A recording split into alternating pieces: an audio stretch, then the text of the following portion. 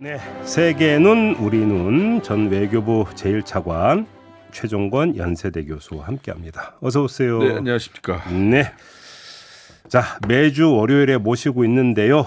에이펙 정상회의가 끝났습니다. 이거 네. 한번 좀 복기를 좀 해봐야 될 것 같은데 네. 역시 가장 눈길을 끌었던 건 미중 정상회담 아니겠습니까? 네, 그렇습니다. 이걸 좀 그 내용을 좀 체크를 해주신다면.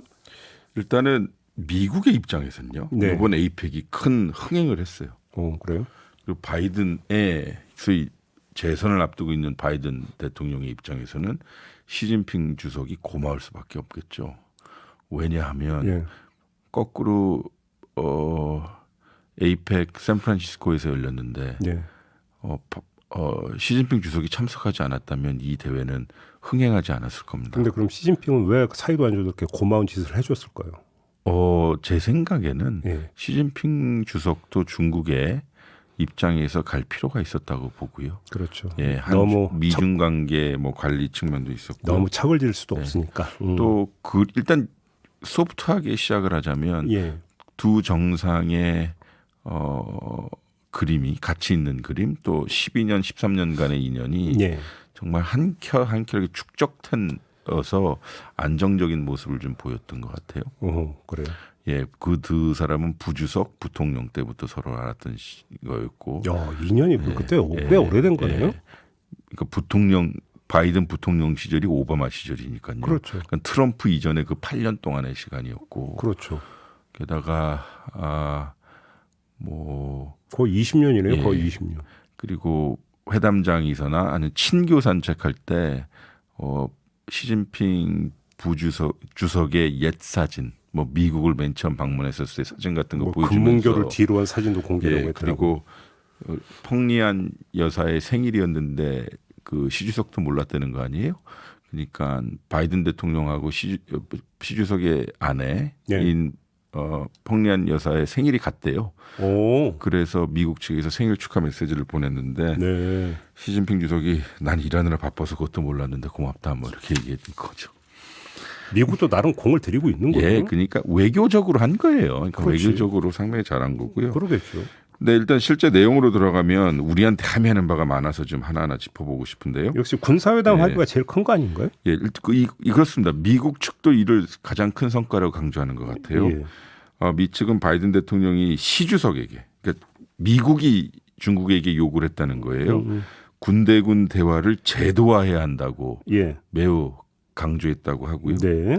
중국이 제도화를 위한 조치하는데 합의했다고 이야기합니다. 이게 미국 측 담당자에서 나온 이야기고 양측 회담 성과에도 들어가 있습니다. 네. 그래서 지금 현재 중국이 자기네 국방장관이 없어요.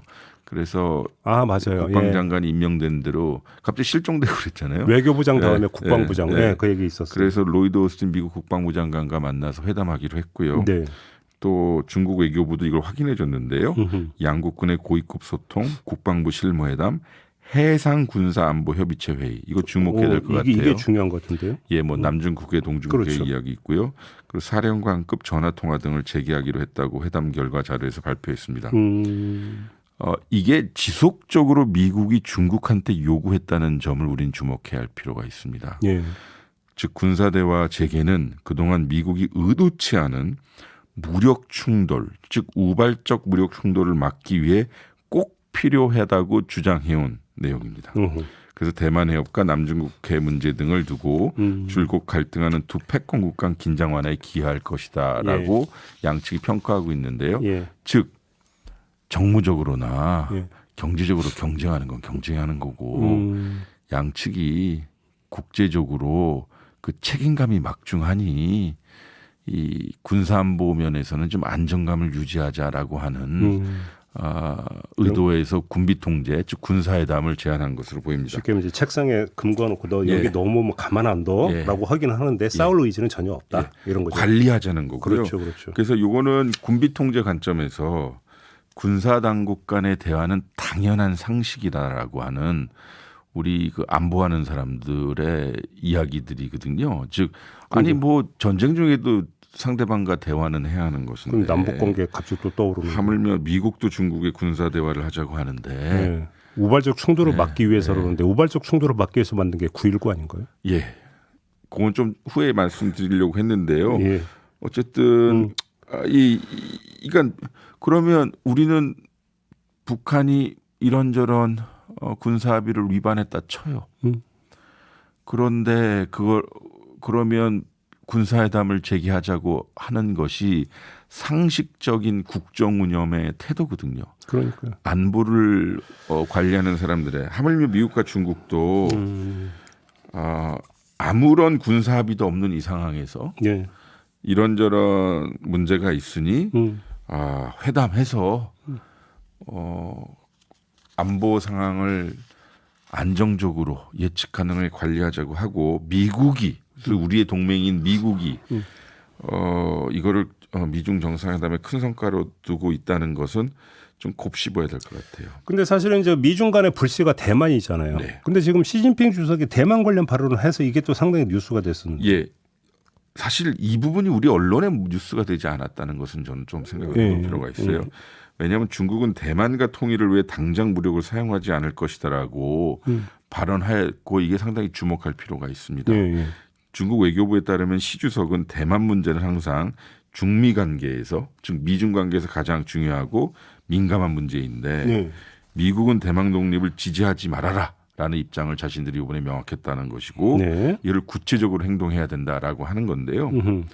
이 결국은 대만에다 무기 공급 중단하거나 중국의 평화 통일을 지지해라라고 하는 말이에요. 예. 그래서 시 주석이 정상회담 현장에서 바이든 대통령에게 중국이 수년간은 대만을 상대로 군사행동을 할 계획이 없다라고 발언한 거고 이거 미국 측이 공개했다는 데 의의가 있어요. 즉 무슨 뜻이냐. 대만과 반드시 통일한다. 평화적으로 할 것이고 그러면서도 무력을 사용할 수 있는 조건이 있지만 당분간은 무력을 사용해서 통일할 계획이 없다. 즉 대만 관계 안정적으로 관리할 것이고 네. 그리고 그에 따라 미국이 대만에 가지고 있는 이런저런 전략적 우려에 대해서는 걱정 필요 없다. 그러니 미중 관계를 안정적으로 관리해야 할 책임이 워싱턴과 북경에 있는 것이다. 네. 그리고 마지막으로 이 의미가 왜 중요하냐면 항상 중국은 대만에다 대고 그리고 미국 들으라면서 모든 옵션이 테이블에 올라가 있다. 즉 무력도 사용할 수 있다라는 전제와 시그널을 전 세계에 보냈는데 시진핑 주석이 미국 대통령에게 당분간은요 그 무력 사용하지 않을 거예요라고 얘기했다는 것이 최초이기도 하고 이렇게 명확하게 얘기한 것이 없죠. 그러면 뭐 이제 흔히 나오는 대만 해협에서의 힘에 의한 현상 변경 반대 이런 이야기 이제 더 이상 안 나온다 이렇게 봐야 됩니까? 더 이상이란 말은 너무 좀 큰 말이고요. 뭐 당분간은 없지만 명확하게 이게 미중 관계 그리고 중국이 대만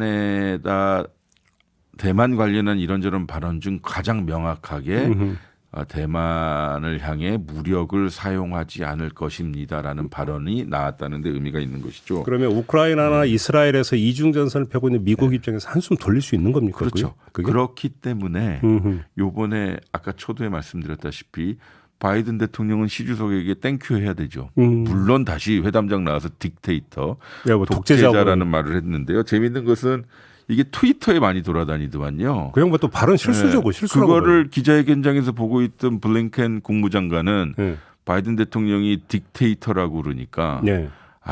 또 왜 저런 말씀하시나 하면서 저희 얼굴이 이그러지더라고요.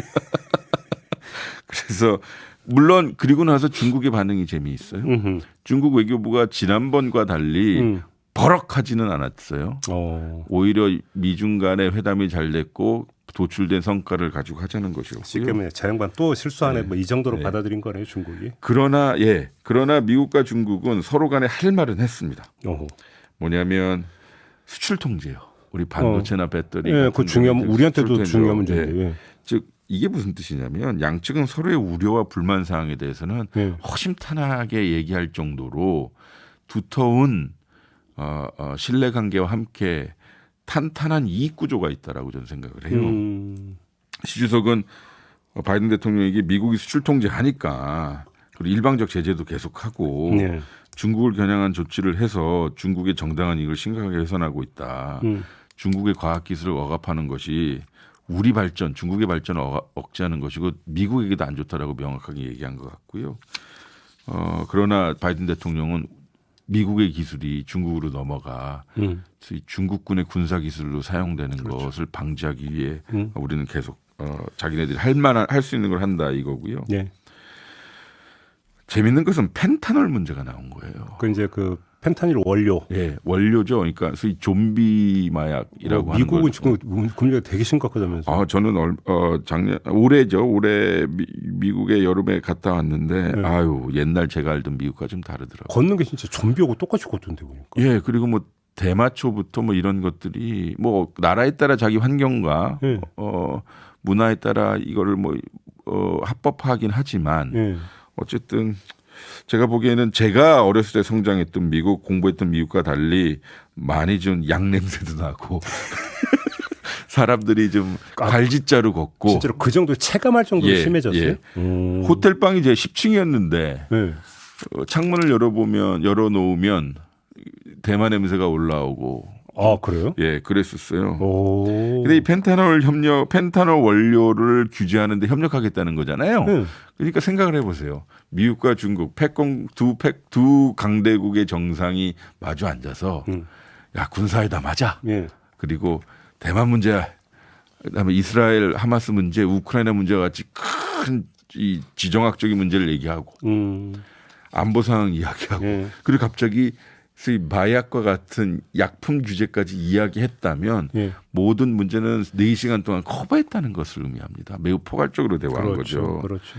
근데 이게 왜 미중 관계에 중요하냐면 이 미중 관계에 협력을 할 것은 협력하겠다라는 양측의 기조가 나타난 것이고 펜타놀과 같이 생활에 밀접한 이슈도 협력하겠다는 것이어서 신뢰 형성에 좀 도움이 되지 않을까 싶어요. 저는 이 뉴스 보면 참 역시 역사는 돌고 돈다는 걸 느낀 걸 네. 중국의 아편 전쟁이 저는 떠올렸었거든. 딱. 지금 보면 미국이 지금 그런 거 아닙니까? 근데 이건 펜타놀은 뭐 그렇게 말씀하시면 멕시코도 이게 멕시코로 걸어 올라가고 또 중남에서 많이 올라가니까요. 네. 아편 전쟁 말씀하셨으니까 좀 말씀드리고 싶은 게 이게 이제 강의 때도 드리는 얘기인데 이 영국이 결국은 오늘날의 개념으로 좀 마약과 향정신성 의약품을 중국에 판 거 아니에요. 인도에서 해가지고 중국에 네. 팔아서 뭐 난리쳤죠. 근데 영국은 소위 그 당시에 제국이었고 우회도 가지고 있었으니 찬반 논쟁이 있었을 거 아니에요. 아니 어떻게 영제국이 그러니까. 대영 제국이 어떻게 중국을 넘어뜨리려고 마약을 파냐라고 신사에 하는 건데 달아나면서. 그 시대에 그걸 강하게 영국 의회에서 논쟁한 게 되게 재밌게 나와요. 오늘날로 치면 도덕적인 문제부터 그렇죠. 이게 소위 존엄의 문제 뭐 이게 다 나오더라고요. 그래요? 네, 이건 나중에 한번 말씀드리죠. 알겠습니다. 그래도 재밌는 것은 이스라엘 하마스 이야기도 나오고 우크라이나 전쟁도 나왔다고 하지만 여기서 재밌는 것은 시주성님 이란이 이란 하마스 전쟁에 개입하지 않도록 중국이 좀 힘을 써주세요라는 이야기까지 나올 정도면. 그런데 저번에 교수님이 네, 짚었어요 이 네, 자리에서. 네. 그러니까 중국의 영향력이 네. 상당히 이 지역뿐만 그러니까 인도 태평양뿐만 아시아 태평양뿐만 아니라 중동에도 있다라는 거. 그만큼 중국의 어떤 그 네. 파워가 그러니까 성장한 건 맞다 또 이런 네. 얘기도 되는 거잖아요. 그래서 제 생각에는 시주석이 이번에 에이펙 간 것이 일종의 우정의 선물인 것처럼 보여요. 그래 너하고 나하고는 그래도 이 세계를 경영하는 것이니만큼 어쩌면 내년에는 어떻게 될지 모르는데. 그 지명에서 그러니까 쓸데없는 질문 하나 는 네. 시진핑은 바이든이 재선하는 걸 좋아할까요? 트럼프가 다시 등장하는 걸 좋아할까요? 제가 볼 때 둘 다 싫어할 것 같긴 한데. 그래도 저는 바이든이 나을까 싶어요. 시진핑 입장에서. 네. 왜냐하면 대화는 되지 않을까 싶어요. 트럼프하고는 대화가 안 된다. 네. 어려웠을 거예요. 네. 뭐 제가 직무상 획득한 여러 가지 풍문에 대해서는 말씀드릴 수 없지만. 근데 오히려 거래는 더 쉬울 수도 있는 거 아닙니까? 트럼프를 상대로 하면. 근데 세요. 요구하는 게. 이제 같은 언어를 쓰지 않으니까 이게 중국어 영어의 문제가 아니라 외교의 언어 아예 대놓고 얘기하니까요. 그러니까요. 네. 그래서 혹시 선물 준 거 아닐까요? 그러면? 그럴 수도 있을 것 같아요. 근데 뭐 이거는 뭐 가십성 이야기지만요. 어쨌든 미국과 중국은 예. 하나 확실했던 것 같아요. 중국의 글로벌 영향력 그건 확실히 있다. 그러니까 이걸 이번 인정해줄 인정해주고 거예요. 지위를 확정해 준 것 같다. 우크라이나 전쟁, 네. 이스라엘 하마스, 그리고 아시아 태평양 이야기했으니까. 오케이. 그래서 이제 그 세계적 관심사였던 미중 정상회담 내용을 짚어봤고 네. 이번에 우리 이야기를 좀 해야 될 것 같은데 오늘 조간도 몇 군데에서 그 얘기를 했더라고요. 예. 미국은 중국과 일본을 만났고 중국은 미국과 일본을 만났는데 윤석열 대통령이 일본만 만났다. 자, 이걸 어떻게 평가할 것이냐?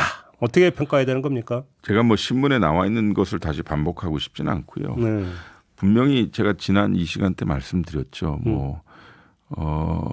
중국과 대화하지 못하는 한국은 전략적 가치가 미국에게 얼마나 있을까? 네, 맞아요. 북한과 대화하지 못하는 맞아요. 한국은 중국에 얼마나 이익이 있을까? 예. 사실 저는 이게 그렇게 하길 바랐던 것인데 이번에 도드라지게 우리는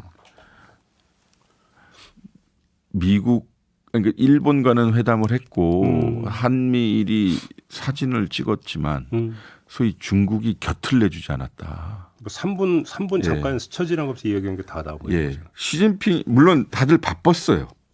근데 유난히 우리 대통령은 덜 바빴던 것으로 보여요. 왜요? 뭐냐면 시진핑 주석 이야기 먼저 해보죠. 예. 15일에 도착해서 17일 나왔는데 미국, 일본, 멕시코, 페루, 피지, 브루나이 6개국 지도자와 만났고요. 네. 그리고 자기가 주최한 그 CEO 서밋도 했고요.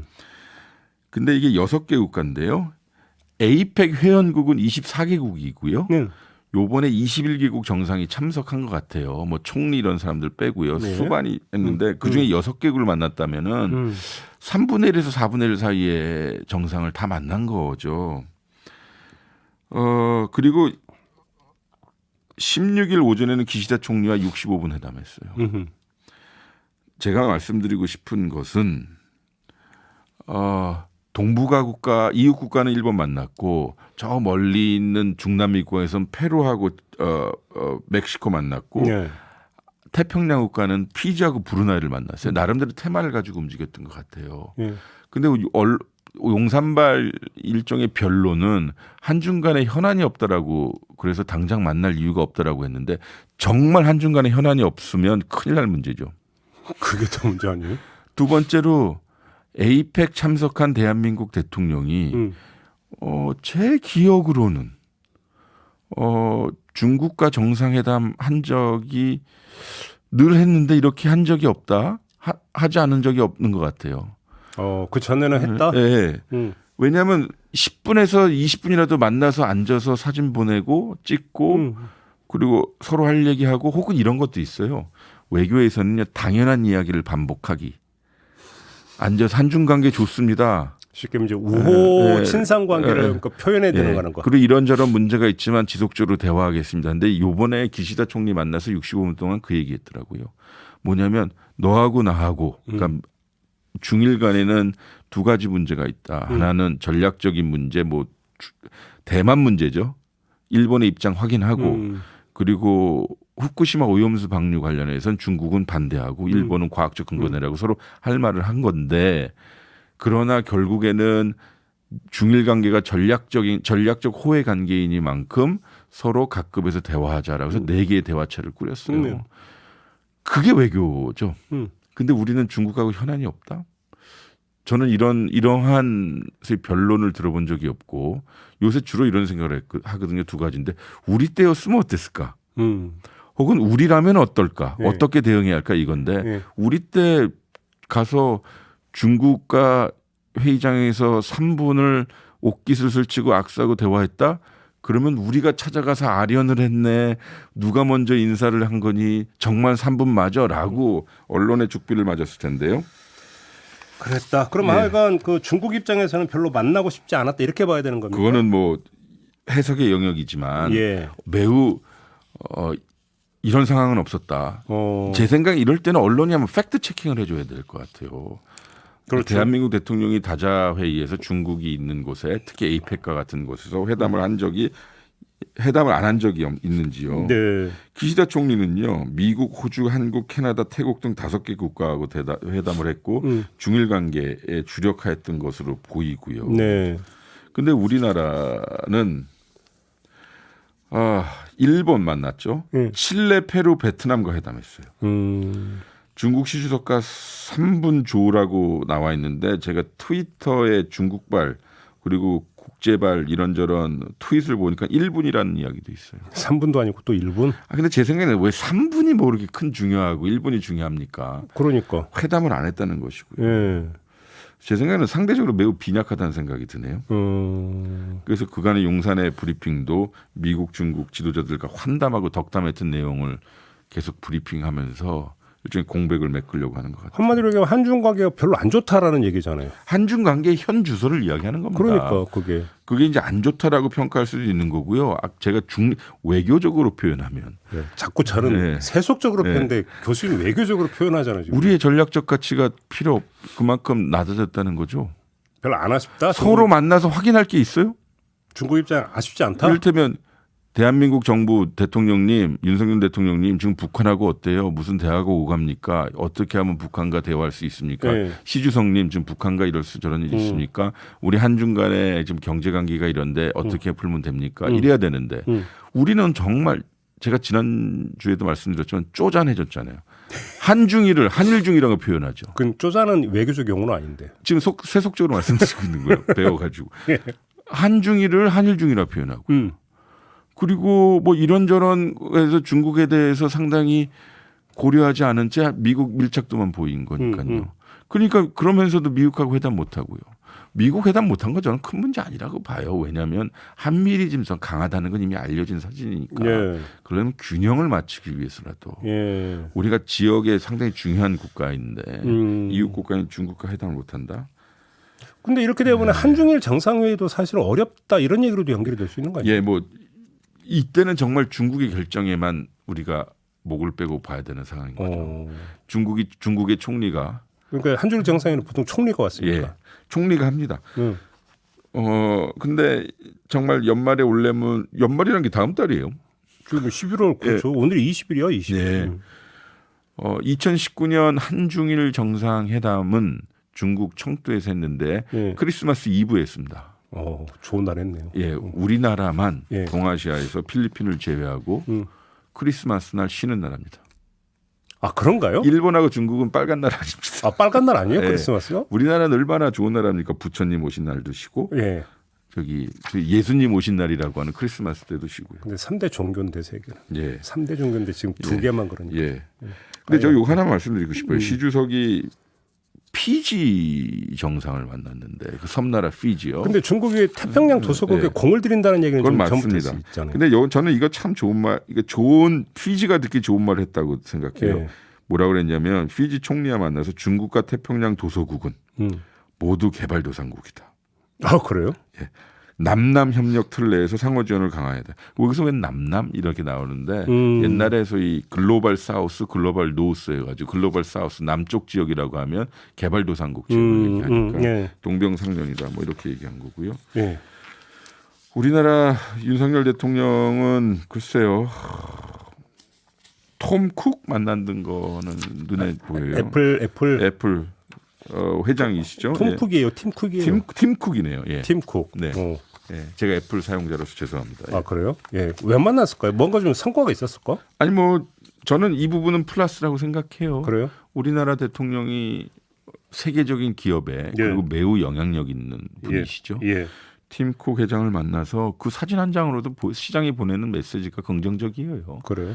무엇을 뭐 했다기보다는 앞으로 우리나라도 좋은 애플 차원에서 좋은 시장이고 훌륭한 파트너잖아요. 그리고 애플에서 사용하는 웬만한 반도체는 다 대한민국 산이고요.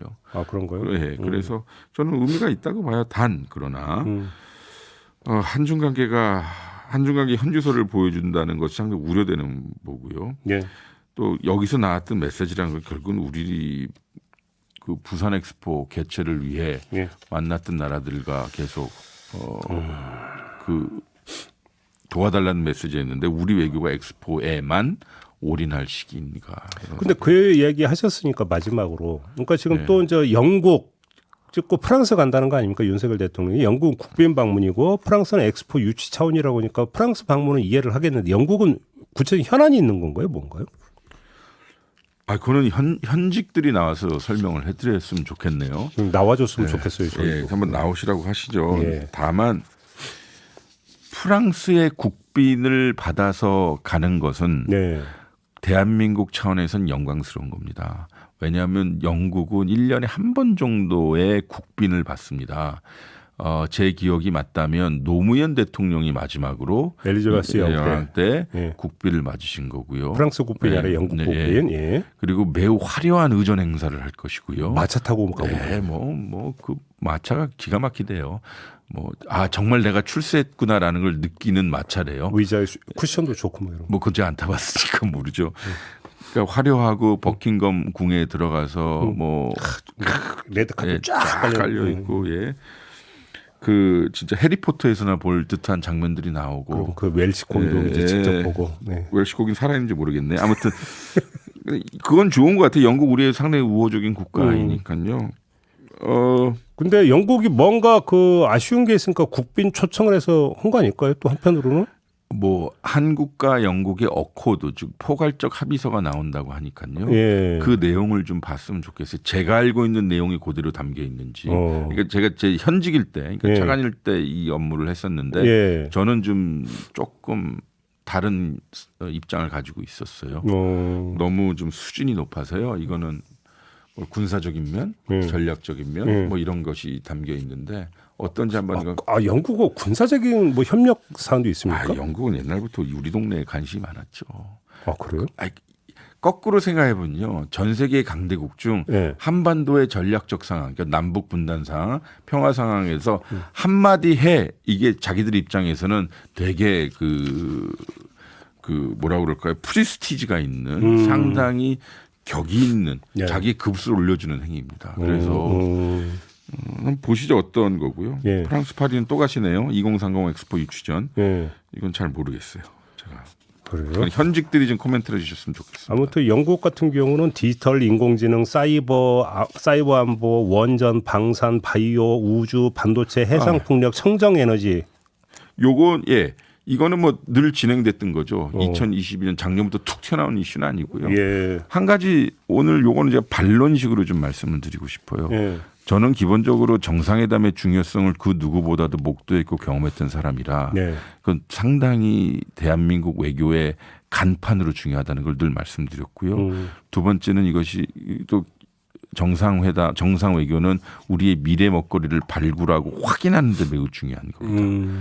그런데 정상 외교가 없다고 해서 외자 유치가 안 되는 건 아닙니다. 즉 용산에서 나오는 이야기가 왜 이렇게 정상 외교 비용이 많이 올랐어 예산이 많이 올랐어라고 하는 데 대한 반론이 외자 유치 때문이다라고 하는데요. 1호 영업사고 이분들의 일종의 논리라고 할지언정 우리 국민들께서 알아주실 것은 다 차려져 있는 상에 대통령이 가서 확인만 할 뿐. 이것이 대통령이 없다 하더라도 될 건 된다. 그러나 매우 중요한 역할이다. 그렇다고 해서 과도한 정상 외교의 예산을 증액시키는 것에 대한 충분한 논리로 작용하지 않는다. 오케이. 알겠습니다. 그 정도 정리하고 그냥 보내드리기 섭섭해서 제가 쓸데없는 돌발 질문 하나만 드려도 될까요? 제가 주말에 TV에서 비공식 작전이라는 영화를 봤거든요. 하정우 씨가 주연한. 봤어요. 그 옛날에 전두환 정권 때 레바논에 우리 외교관이 피랍된 적이 있었습니까? 구출을 작전했던. 그렇게 알고 있습니다. 그런 일이 있었어요? 아니 그 모가디스도 있었잖아요. 그거는 제가 그 당시에 전문을 봤어요. 외교 전문을 현직에 있었을 때. 그것도 아마 이제 풀렸을걸요. 30년 전이니까. 모가디슈인데 정말 그러니까 제가 드리고 싶은 말씀은 우리는 지금 여기 앉아서 정상 외교 혹은 이런 외교 행위를 이런저런 평가를 하지만 때로는 고약하게 그 사람들 입장에서는 좀 말도 하긴 하지만요. 현장 험지에서 일하는 외교관들은 정말 고생하더라고요. 그렇죠. 저가 아프리카나 중미 지역의 외딴 지역 우리로 치면 먼 나라의 우리 공관들을 직접 가서 실사를 해본 적도 있지만 어떨 때 눈물이 왈칵 쏟아졌어요. 그 정도로 고생한다? 그래서 저는 제가 여쭤보고 싶은 건 최근 들어서 외교부와 관련된 비사를 다루는 영화가 여러 편 나와갖고 왜냐하면 그게 이제 비밀 유효 기간이 어떤 건 30년이니까요. 아, 좀 풀려서 그랬을 겁니다. 아, 그래서. 예. 근데 거기서 이제 극적인 스토리가 좀 있어서. 예. 왜 그게 뭐 마음에 안 드셨어요? 아니요, 저는 조금 저는 이런 거에 관심이 꽂히는 경우가 좀 있어서. 제가 아는 분들이 직접 누구를 구출해오고 뭐 이런 것도 있었고요. 예. 그런 얘기를 좀 이 자리에서 하면 재밌잖아요. 예, 뭐 저도 했잖아요. 그러니까 뭐냐면 이란에 3번이나 들어가서 우리 선언. 그 얘기 한번 합시다 우리. 예. 다음에 한번 기회 봐서 어때요? 예. 좋습니다. 아니 뭐 알겠습니다. 뭐든 못 하겠어요. 그럼 또 이제 그게 또 영화화 될 수도 있지 않습니까? 예, 뭐 그렇게 극적인 건 없었어요. 뭐 총을 쏘고 어디 도망가고 그런 건 없어가지고. 거기 좀 양념을 좀 해야지. 예. 뿌려야죠. 어차피 알겠습니다. 예. 자, 오늘 이렇게 마무리하고 인사 나누도록 하겠습니다. 말씀 잘 들었습니다. 네, 고맙습니다. 고맙습니다. 네, 네. 저도 함께 물러가겠습니다. 네, 고맙습니다. 고맙습니다.